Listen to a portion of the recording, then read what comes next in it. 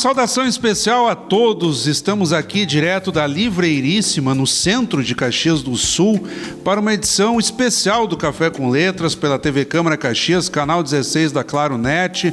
O programa sai então do estúdio, lá no prédio da Câmara de Vereadores, e vem aqui para essa livraria, e por uma ocasião especial, porque recebemos aqui o Demetrio Xavier, que vem a Caxias do Sul não só divulgar a sua obra, fazer uma apresentação musical também, ele vai nos explicar melhor um pouco disso.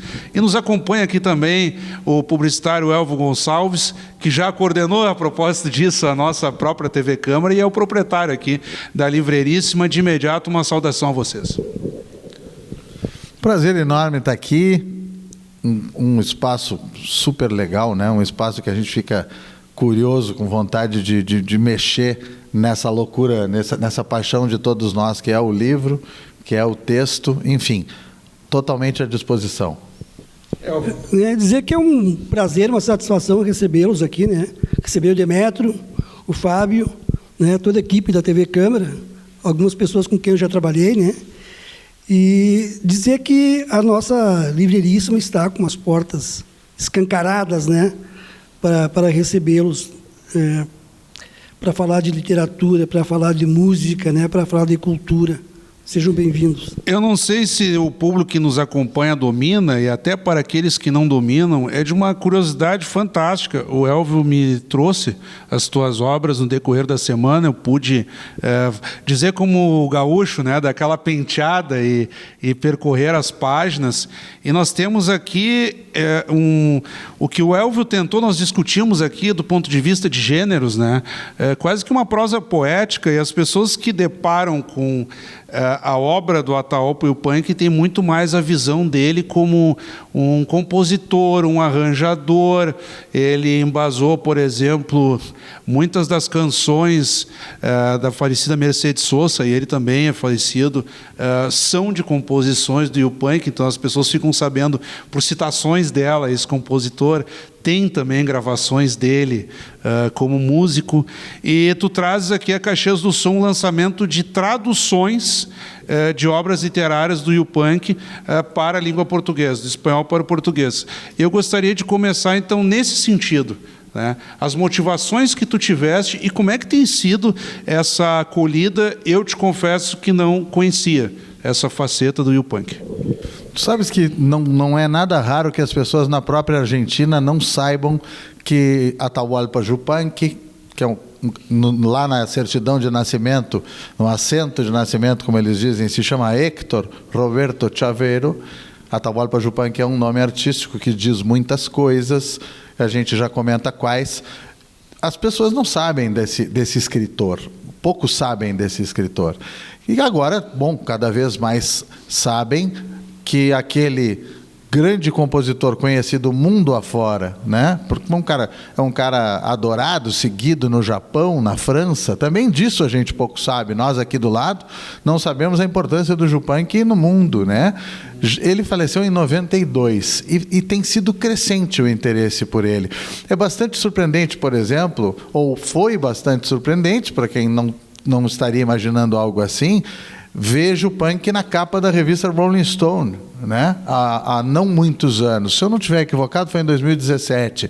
Então, cada vez mais é um cara celebrado, é um cara seguido, e mesmo assim, mesmo pelas pessoas que o conhecem como compositor, como excelente violonista, melodista, intérprete, essas pessoas não sabem que aí está um escritor. Não um músico que cometeu um livro, que cometeu um livro e meio, uma publicação coletiva e um livro... Não. Um escritor de 10 títulos, um escritor de títulos consistentes. E muito, falando em consistente, muito consistente com a sua obra de cancionista. Hoje é um pouco menos chocante ou menos imprevista essa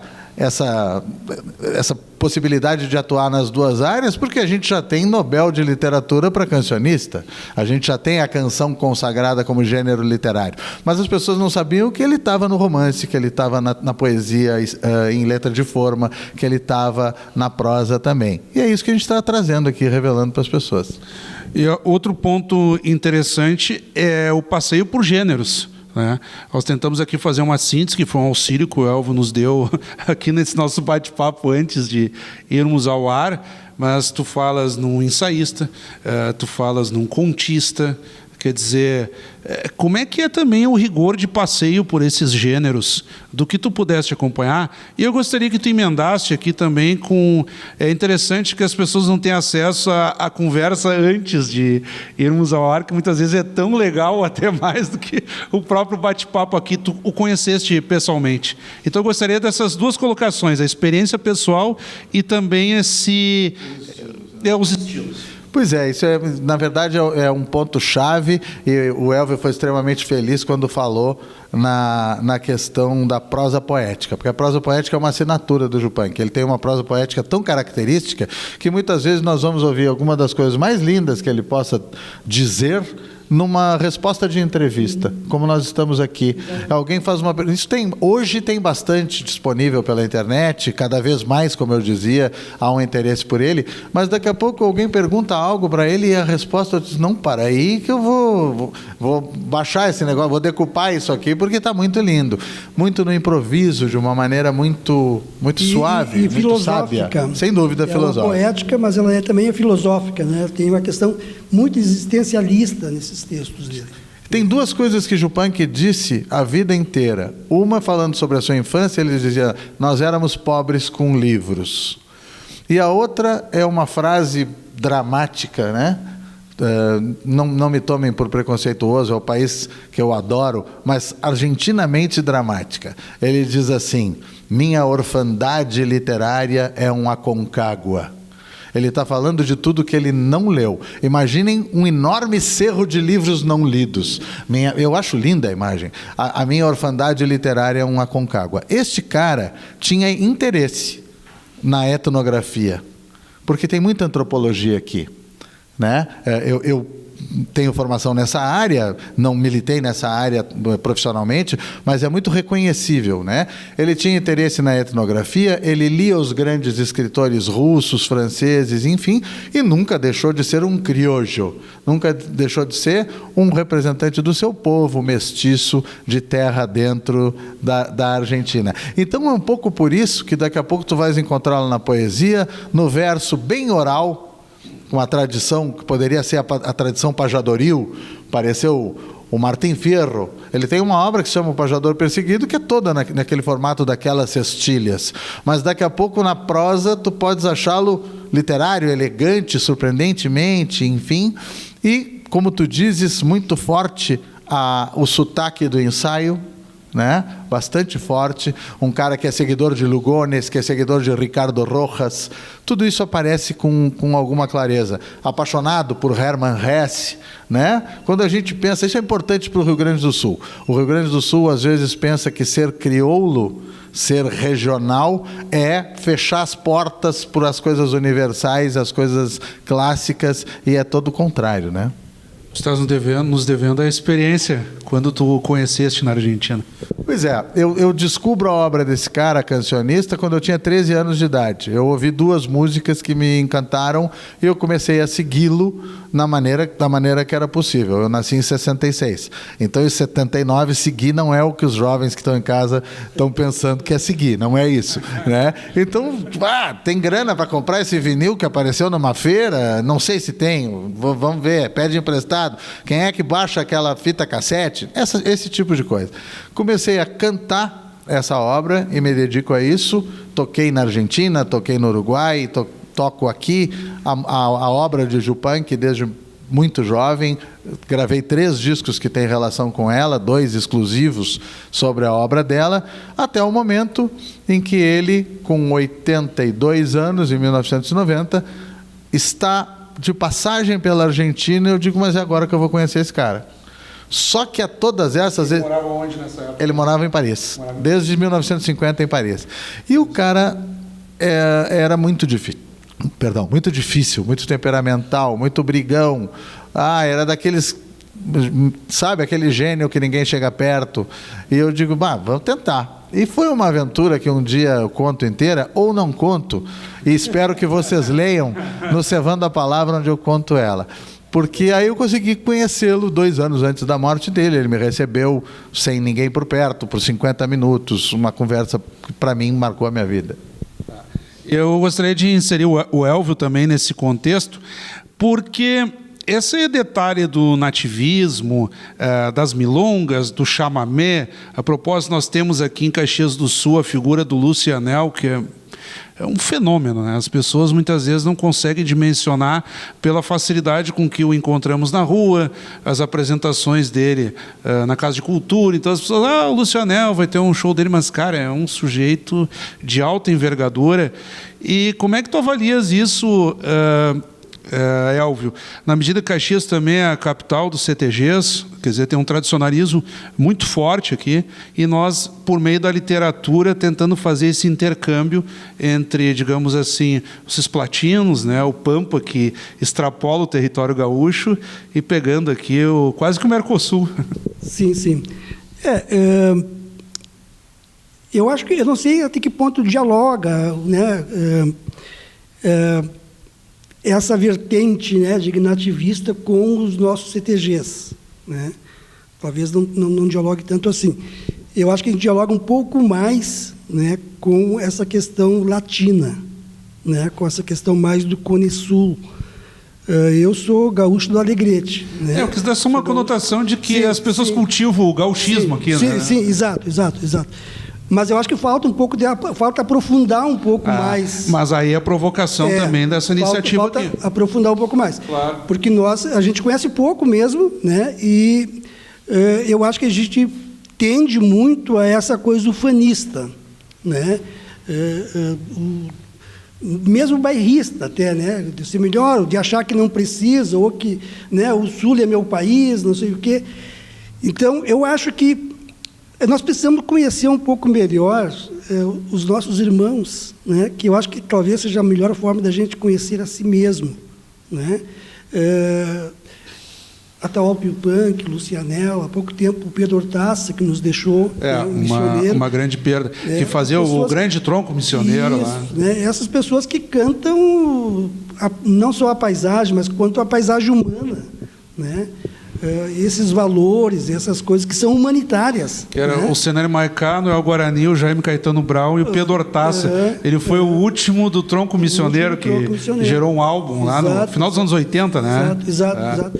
E tem essa coisa do indígena, né, cara, dos povos originários, das pessoas que habitavam, né, a Pampa. Eu acho que talvez isso que a editora Coragem, é importante que se diga isso, né, com esse trabalho do Demétrio de tradução, nos proporciona essa oportunidade de conhecer, aprofundar um pouco mais o nosso olhar sobre as nossas origens. E uma advertência que tu fazes, e aí, não Caxias do Sul, quer dizer, no âmbito de Estado também, é que dialoga com o que o Demétrio acabava de colocar, de não fechar também os olhos para a cultura universal, tipo assim, bom é só o que nós fizemos, né? Porque até o que nós fizemos se baseou e foi influenciado por algo que não é daqui, né? Exato. Nós somos parte da humanidade. Né? Nós somos parte dessa terra. E nessa toada, eu queria já inserir também aqui o livro do Demétrio Xavier, recente, Cevando a Palavra, que aqui já caminha para uma coletânea de crônicas, o livro que, a propósito disso, foi recentemente premiado também, nessa categoria. E eu gostaria que tu colocasses para nós aqui, Luiz Augusto Fischer, assina aqui, digamos assim, o verso aqui, a contracapa e a apresentação também. Quer dizer, e dialoga também nesse sentido aqui dessa efervescência nativista. E é interessante, por exemplo, nós perdemos, infelizmente, o Pedro Hortaça, e parece que tem ondas, né, de um suposto esquecimento, depois tem uma retomada, e as pessoas do perímetro urbano que talvez não frequentem esse cenário mais rural também se interessam, impulsionados pela canção, pela literatura, e eu acho que tu vais nessa pegada de provocar, né? Sim, e acho que a gente falou de algumas outras pessoas que fizeram isso de uma maneira fundamental. O Pedro Hortaça é uma delas, mas também aquela que musicou e canta isto que diz assim: me anda buscando na vala, algum dia la toparé. Se el pueblo cabe en mi pecho, cabe una bala também. Isso é Atahualpa Yupanqui, musicado por Lúcio e Anel. Porque se conheceram, porque se admiraram reciprocamente, os dois eram altamente admiráveis, acho que os dois tinham razão em se admirar, né? Bom, a gente procura mostrar essas conexões. Aqui nós falamos de várias coisas que dá pena de não retomá-las. Quando tu falas da questão originária, Yupanqui, eu tinha falado do nome Héctor Roberto Chaveiro. Botou Atahualpa Yupanqui porque são duas linhagens incaicas, ele estava estudando isso, era um jovenzinho de colégio quando escolheu esse pseudônimo. Mas também porque esse nome quer dizer aquele que veio de longe para narrar. Atahualpa Yupanqui compõe mais ou menos, sempre é difícil traduzir literalmente línguas originárias, mas é isso que isso quer dizer.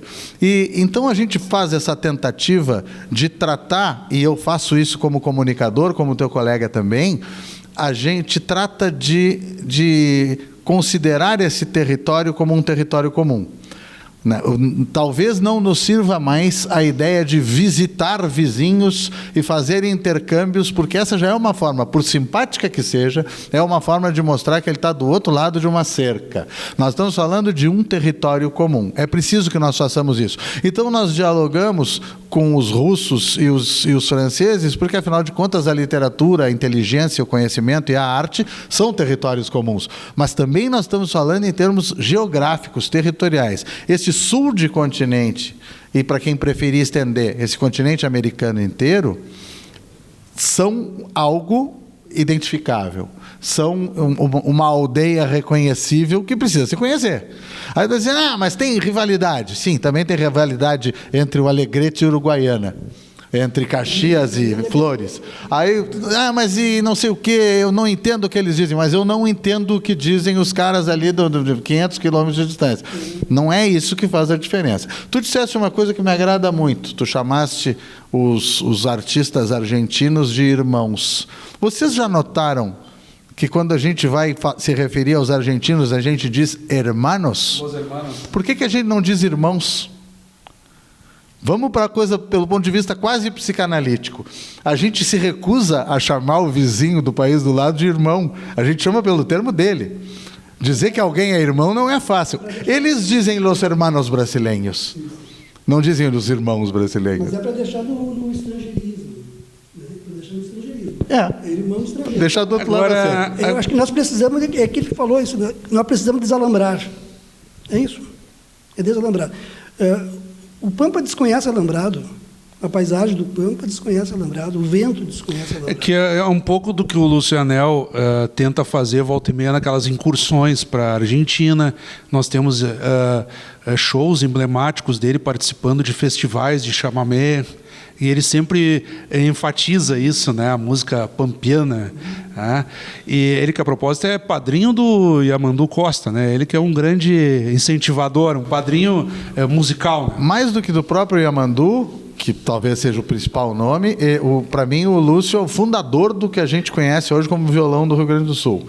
Né? Se a gente fizer 10 nomes de feras de até 40 anos, todas têm a ver com aquele correntino que chegou aqui em 80 e pico, em 81, 82, que foi dono de um bar lá na frente da Brahma, que se chama Cristóvão Colombo, que se chamava La Cueva, e depois La Penha, onde eu conheci o Jaime Caetano Brown, por exemplo, onde ele fez essa conexão, ele costurou essa conexão. Ele recebeu, junto com Carlinhos Castilho, que eu imagino que já seja falecido, Yupanqui em Porto Alegre. Quando Yupanqui ia dar uma passada por aqui, para ir para o Rio de Janeiro, sei lá, com uma escala para voltar para a Europa, e alguém, o produtor dele, Dom Horácio Quintana, disse: temos uma data no Brasil, se o senhor quiser. O que o senhor me diz, São Paulo ou Rio de Janeiro? Ele disse: Porto Alegre.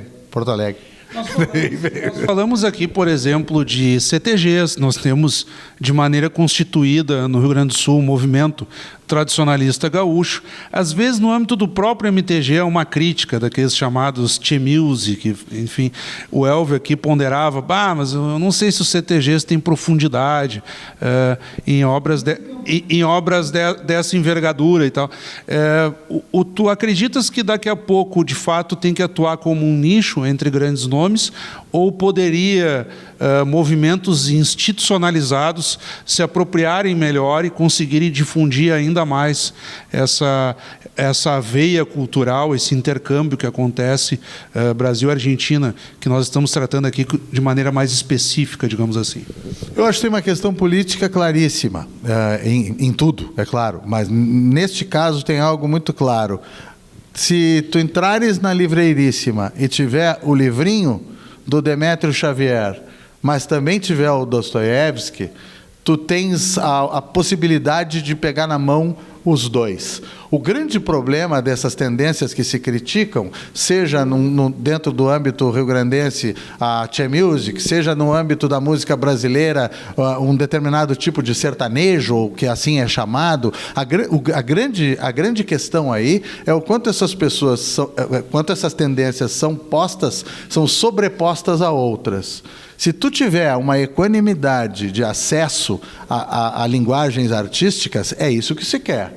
E as pessoas escolham a partir disso, escolham livremente, escolham à vontade, tudo é arte, está tudo bem. Agora, quando algo possui potências econômicas, políticas, enfim, que aquele outro jamais terá, e tu não consegues ter aqui as duas coisas sobre a mesa, então há algo forte aí a se fazer, a se rever. Elvio, a partir dessa iniciativa de trazer aqui o Demétrio a Caxias, ele que participa aqui conosco na livraria, teve também uma ação, um lançamento com apresentação musical no Zarabatana Café, quer dizer, uma jornada aqui de um sábado inteiro em Caxias do Sul. Como dar sequência a isso? Manter vivo?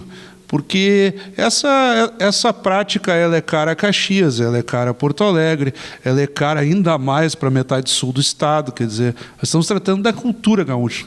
E é interessante que em Porto Alegre, muitas pessoas que sequer têm aquele contato com o âmbito rural, elas também se orgulham, né, do gaúcho, cantar o hino no estádio, aquela história toda e tal. Obras do Érico Veríssimo para ler para o vestibular. Então, as pessoas, de certo modo... de certo modo, as pessoas não conseguem ficar à parte desse cenário, né? Desde pequenininho isso, né? Eu vou passar, em forma de provocação, isso para o Tomás, né? Tomás, da Editora Coragem, que está aqui. Aliás, ele está aqui? Quero agradecer à Editora Coragem, né, que propiciou, então, a vinda do Demétrio. É a segunda que a gente faz com a Coragem. A gente fez o lançamento aqui do Crônicas do Lítio, com o Paulo Damin, né? E o Demétrio, né, eu já admiro o Demétrio há algum tempo, né? A história é muito longa para me contar, depois nós conversamos nos bastidores aí. Mas, assim, nós queremos fazer isso, Fábio, viu? A gente quer fazer esses intercâmbios. Porto Alegre, principalmente, é muito perto, é tão pertinho, né? E não só Porto Alegre, mas aqui no estado do Rio Grande do Sul. Quem entra aqui na Livreiríssima já vai observar de cara, a nossa principal prateleira são os autores locais. Depois nós vamos para os gaúchos aqui de perto. Vai fazendo do local para o regional, para o nacional, para o internacional. Exato, vai fazendo... exato. E trazer assim, trazer o pessoal para essa conversa, para esse bate-papo, para essa... Porque eu acho que hoje uma livraria ela tem que exercer esse papel também de ponto cultural, sabe, de oferecer, expandir um pouco o alcance do livro, né? Então, essa conversa da literatura com a música, que encarna bem aqui o Demétrio, né, a gente quer fazer aqui, daqui a pouco, umas pajadas, né, umas penhas. Né, há um tempo atrás, aqui, com o saudoso Chiruzinho, a gente promovia umas penhas aqui. Né, e eu acho que esse lugar aqui propicia isso.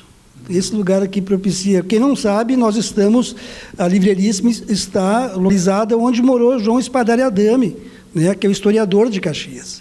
Né? Então, a gente tem esse resgate. Que dá nome à Biblioteca Municipal, né? Exatamente. Arquivo Histórico Municipal. Nosso nome Livreiríssima também é uma homenagem aos Veríssimos, né, que tem tudo a ver também com a nossa cultura, enfim. Então, a gente tem esse compromisso, a gente tem essa obrigação, digamos, né, e não só obrigação, porque é uma coisa prazerosa, né? A gente pode ter certeza, a gente ganha muito com isso, né? Não só financeiramente, né? A questão da livraria ser uma questão de comércio. Ela, como em tudo, tem que se viabilizar, exatamente, né? Mas tem um fim muito maior do que o... Exatamente. Do que ninguém vai ficar rico com uma livraria. O ganho cultural... Ainda mais hoje em dia, né? O ganho cultural é... Grandes livrarias quebraram, né? E manter essa cultura tem um grande mérito. Aqui, por exemplo, em Caxias do Sul, né? Quantas fecharam, né? E tu vens na contramão colocando a livraria a partir do zero. Eu gostei também de um ponto aqui para recuperar, Demétrio, da valorização literária a partir da composição musical. Nós tivemos a figura do Bob Dylan, mas que daí é um sujeito da indústria cultural, midiático.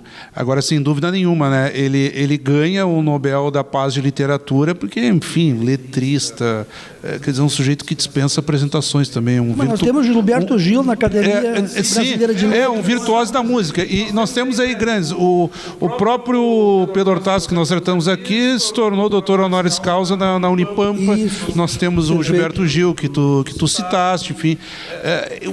É interessante isso que tu consegues aqui pegar de uma figura virtuosa na composição musical, e aí é uma descoberta da parte literária. Quer dizer, se conversam as duas coisas, mas o impacto da parte musical ele não é inferior à literária. São quase que formatos equânimes, assim, em termos de relevância. Sim. E aí que entra o principal deste lançamento aqui.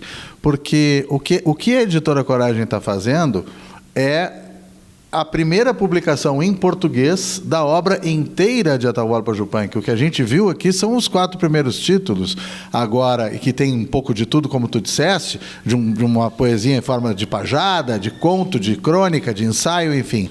Mas nós vamos fazer, e esse trabalho vai ser meu, a tradução de todos esses 10 títulos de Atahualpa Yupanqui. E as pessoas vão ver lado a lado, não só lado a lado, porque está entremeado, está trançado, né? O cancionista, o letrista com o escritor em letra de forma, como a gente dizia antigamente. Então, este é o grande fato, né? Porque isso não existia. Ele estando morando ali 50, 60 anos, sei lá quantos anos ele morou na Europa, não foi feito isso em Portugal, por mais público europeu que ele tenha e tivesse. Isso está sendo feito pela primeira vez aqui.